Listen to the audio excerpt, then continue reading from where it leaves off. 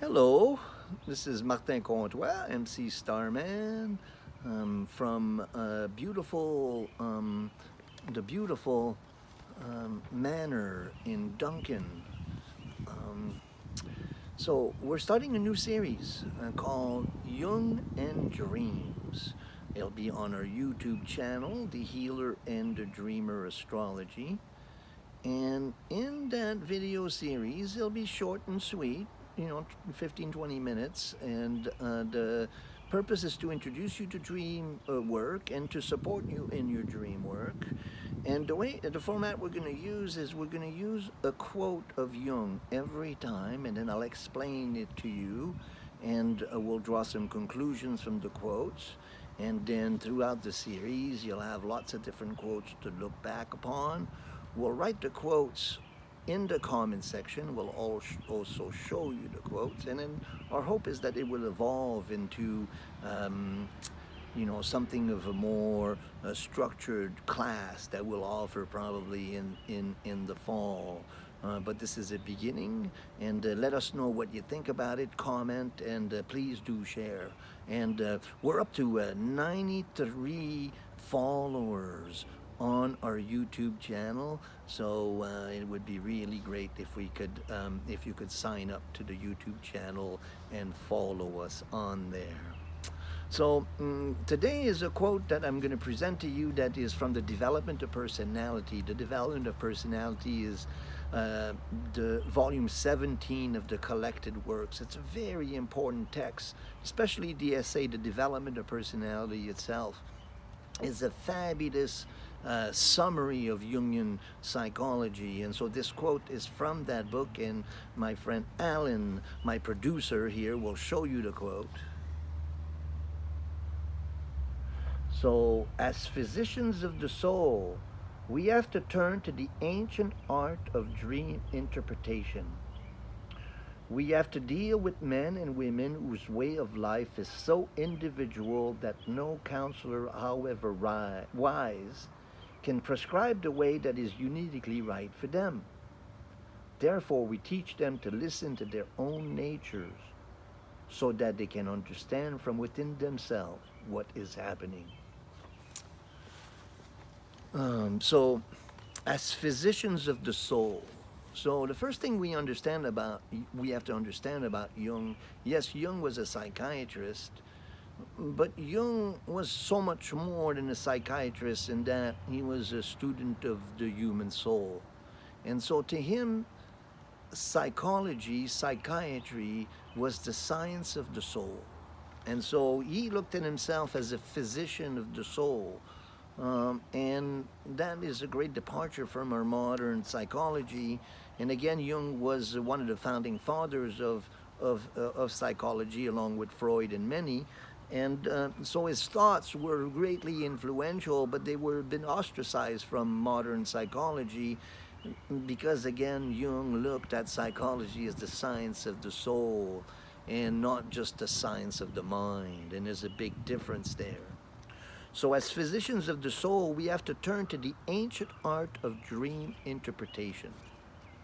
Jung, in his practice, over the 60-year practice, analyzed over 90,000 dreams. If you went to Jung for analysis, you would bring your dreams, and he would meet with you an hour a day for a whole week, and sometimes weeks on end.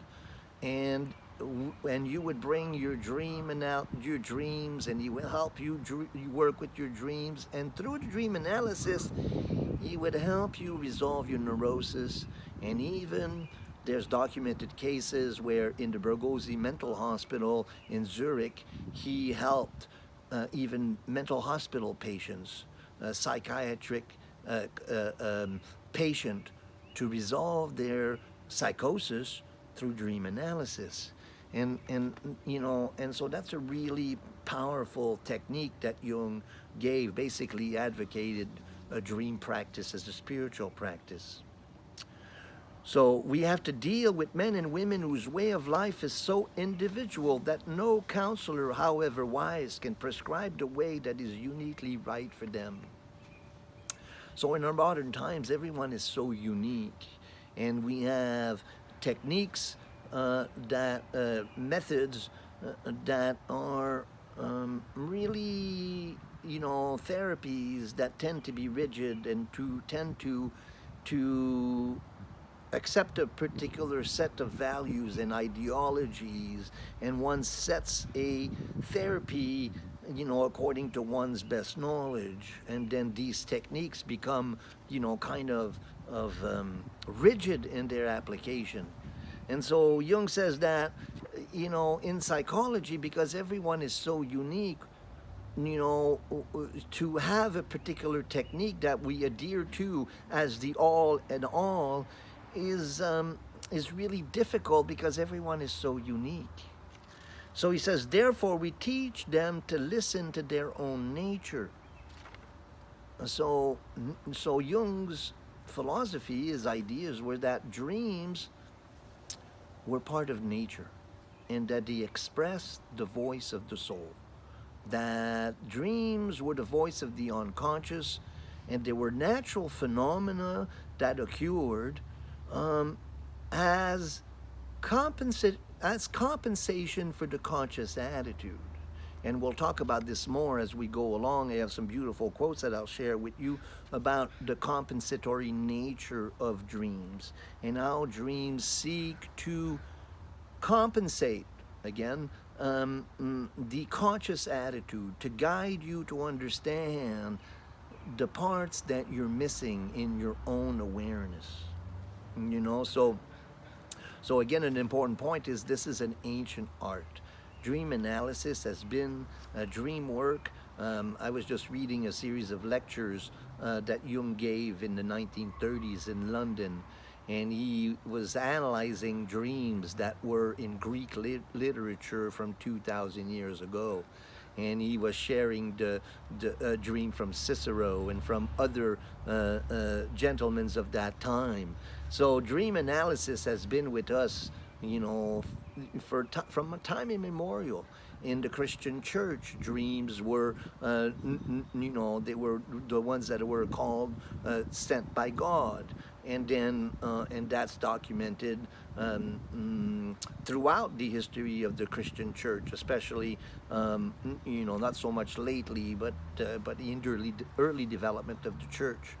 Also in shamanic cultures, in indigenous cultures, shamans and chiefs, the dreams were considered guidance from the ancestors and from the spirits, the great spirits. And so when Jung took up dream analysis, of course he had read it from Freud. Freud in 1902 wrote a book about dream analysis, and that was the beginning of dream analysis and psychotherapy. And then Jung was a great advocate of that book and learned tremendous amount from Freud, and then gradually evolved his ideas past what Freud had contributed. But that was, the beginning of modern psychology was through dream analysis, and both the Freudian school and the Jungian schools use dream analysis, although differently. So dream is a powerful tool, and again, it is something of an ancient art, which Jung made a science of it. Again, 90,000 dreams in his practice.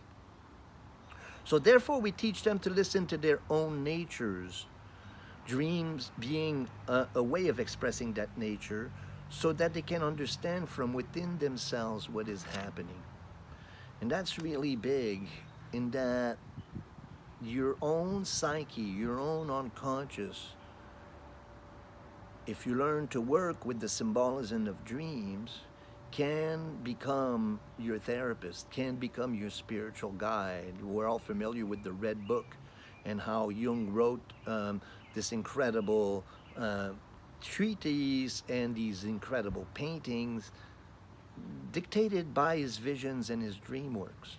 And then throughout his life, in Memories, Dreams, and Reflections, a book that is a great introduction to Jung's work, Jung narrates his life, his autobiography, from the perspective of his dreams, and you can really get to see and understand how Jung was guided by his dreams and all the major steps in his philosophy and in his lives were guided by his dreams.